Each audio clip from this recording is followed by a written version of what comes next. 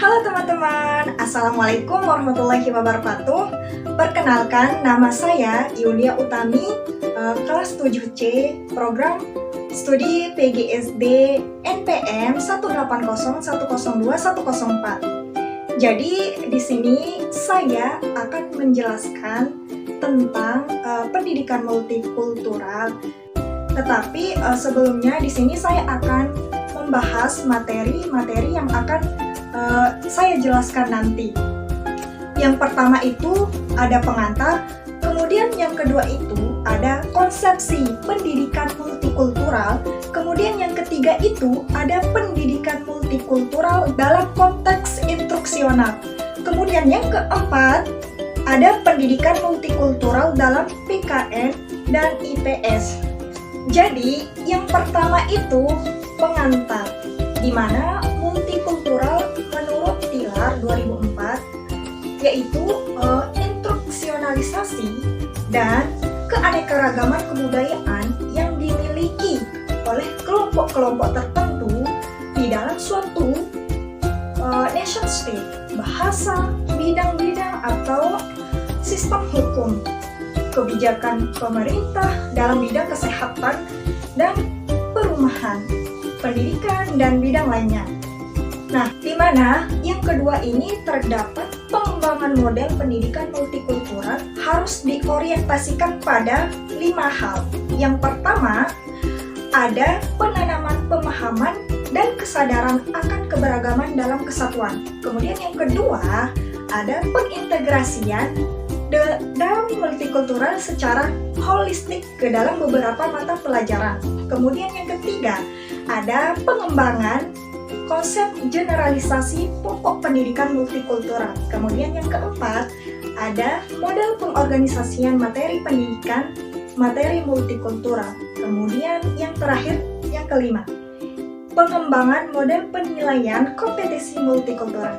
Nah, di sini juga terdapat model pendidikan multikultural harus bertitik tolak dari kompetisi yang harus dimiliki siswa antara lain. Yang pertama, ada pengetahuan dan pemahaman terhadap keberagaman. Kemudian yang kedua, sikap dan keterampilan hidup dalam keberagaman. Kemudian yang ketiga, sikap dan keterampilan bertoleransi, berdemokrasi, dan berempati terhadap sesama. Kemudian yang keempat, ketertanggapan dan tanggung jawab sosial. Nah, kemudian yang kelima, keterampilan merencanakan, melaksanakan, dan mengevaluasi konteks keberagaman dalam kehidupan real di masyarakat. Nah, selanjutnya di sini untuk bisa melaksanakan hal di atas, guru sebagai pengembang dan pelaksana kurikulum dituntut untuk mampu.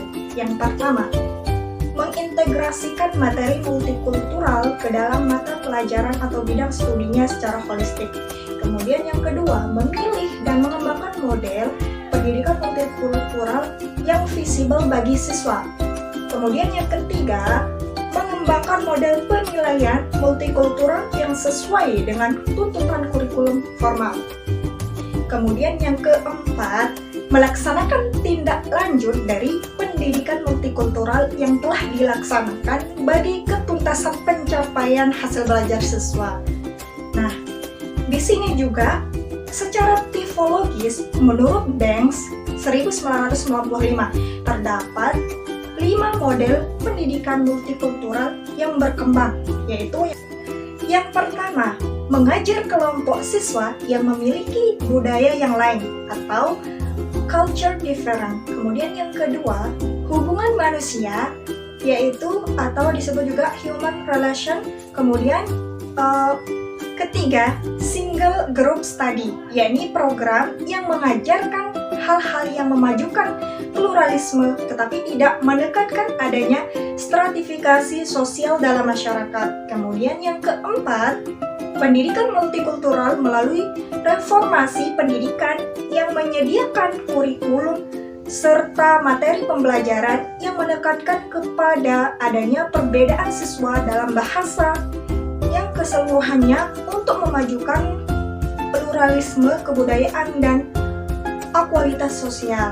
Kemudian yang kelima, pendidikan multikultural yang sifatnya rekonstruksi sosial dengan tujuan menyatukan keberagaman dan menerima ketimpangan sosial yang ada dalam masyarakat. Nah, di sini juga menurut Tiller 2004, Oliver 1991 dan Stern 1992 terdapat 6 konsep umum pengembangan pendidikan multikultural, yaitu yang pertama ada pride to culture dan identitas budaya lokal. Kemudian yang kedua ada kebudayaan Indonesia yang holistik. Kemudian yang ketiga konsep pendidikan multikultural normatif. Kemudian yang keempat itu ada pendidikan multikultural merupakan suatu rekonstruksi sosial.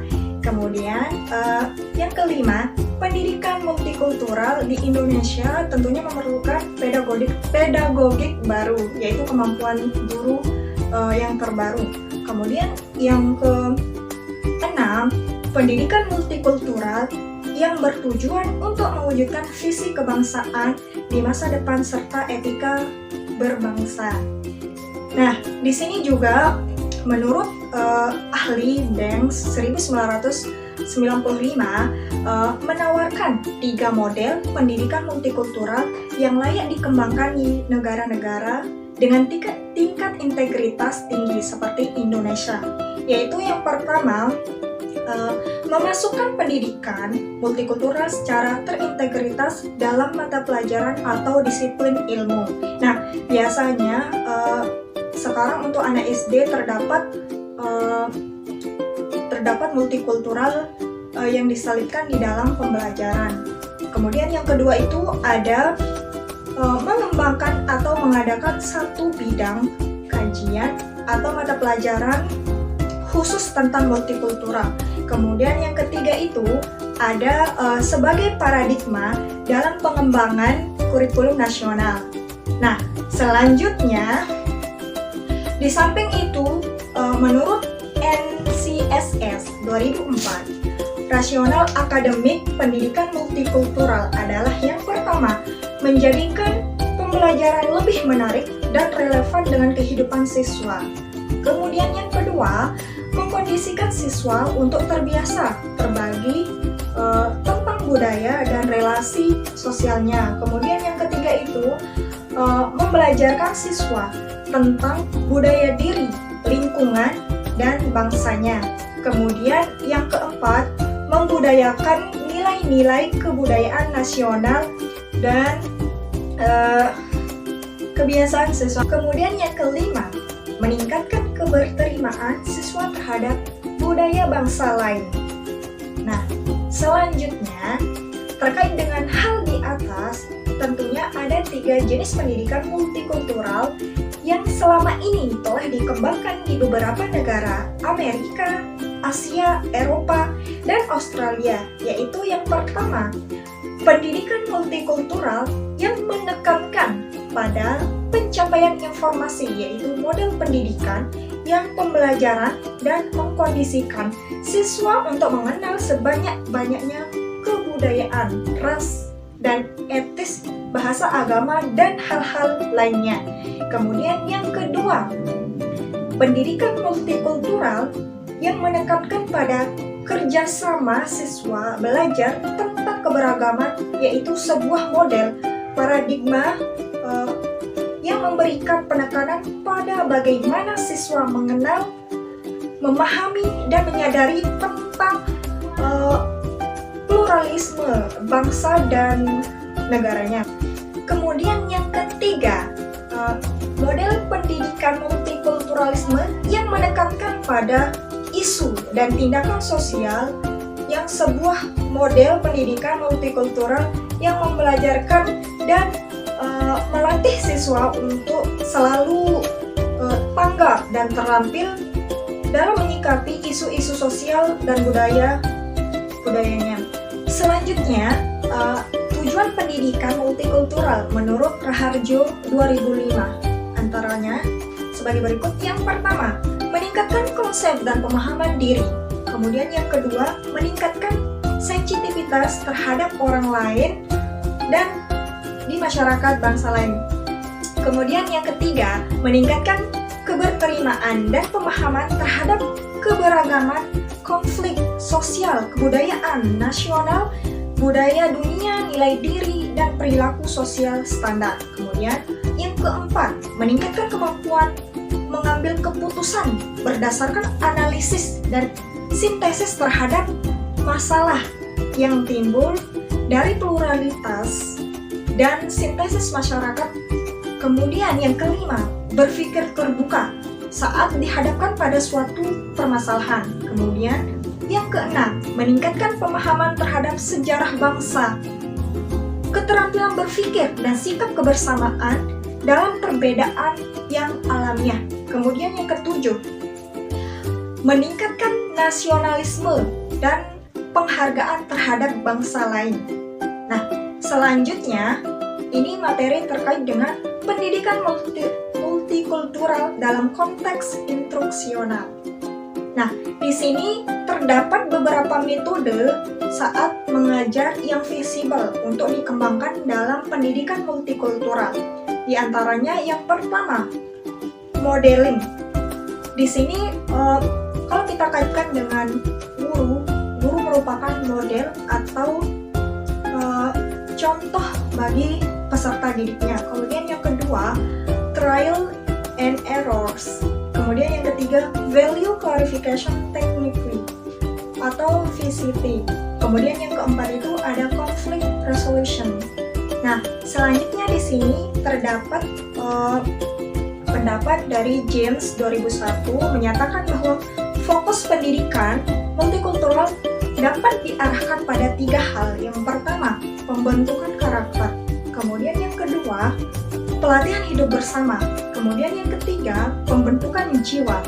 Nah, yang terakhir di sini, pendidikan multikultural dalam pelajaran PKN dan IPS. Nah, dari analisis konseptual pembelajaran PKN dan IPS, di sini terdapat 2 golongan. Ada yang khusus analisis konseptual PKN dan ada analisis konseptual untuk pembelajaran IPS. Nah, di sini untuk pembelajaran PKN terdapat 2 hal. Begitupun dengan IPS terdapat analisis konseptual 2 hal. Yang pertama itu untuk PKN menjadikan siswa paham hak dan kewajiban sebagai warga negara. Kemudian yang kedua, berempati harus dilakukan sejak dini, harus ditanamkan semenjak masih kecil. Nah, kemudian untuk analisis konseptual IPS, yang pertama itu bagaimana siswa mengenal potensi dirinya. Karena kita tidak tahu, walaupun peserta didik memiliki sebuah atau kekurangan, pasti di dalam dirinya terdapat kelebihan-kelebihan yang kita orang normal tidak ketahui. Kemudian yang keempat, bagaimana siswa mengenal lingkungannya. Jadi itu saja PPT yang saya jelaskan. Kurang lebihnya mohon dimaafkan. Wassalamualaikum warahmatullahi wabarakatuh. Terima kasih.